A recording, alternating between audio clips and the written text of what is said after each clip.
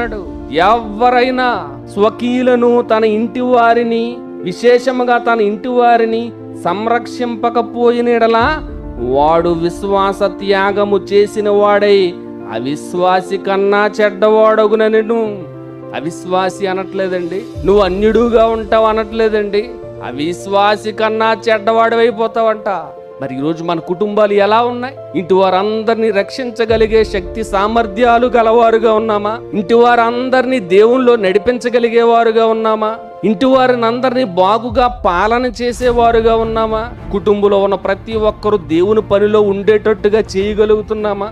ఆలోచించండి. మన కుటుంబాల గురించి మనం ఆలోచించుకోవలసిన సమయం ఆసన్నమైంది. దేవుడు మెచ్చిన దంపతులుగా మనం ఉన్నామా? వీళ్ళు అనేక మంది భార్యాభర్తలు ఉండొచ్చు. మరి మీరు దేవుని దృష్టిలో ఉత్తమమైన మంచి దంపతులుగా, దేవుడు మెచ్చిన దంపతులుగా ఉండాలి అని అంటే అబ్రహాము, శారా దేవుని పట్ల ఎలాంటి జాగ్రత్తలు వహించారు? తన పిల్లలు తప్పిపోకుండా దేవునిలో విశ్వాసులుగా, స్థిరులుగా, కదలని వారుగా ఉండడానికి ఎలాంటి చర్యలు తీసుకున్నారు? అలాంటి చర్యలు తీసుకోగలుగుతున్నారా? కాబట్టి ప్రియమైన దేవుని వారలారా, ఆలోచించండి. మనం కుటుంబాన్ని బాగు చేసుకోవాలి. మన కుటుంబాలను చక్కదిద్దుకొని దేవునిలో మన పిల్లల్ని పెంచుతూ వారిని దేవుని జ్ఞానములో అభివృద్ధి పడే విధంగా వారికి ప్రోత్సహిస్తూ దేవుని నియమం చొప్పున, ఆయన ఆజ్ఞల చొప్పున మనం బ్రతకవలసిన వారమై ఉన్నాం.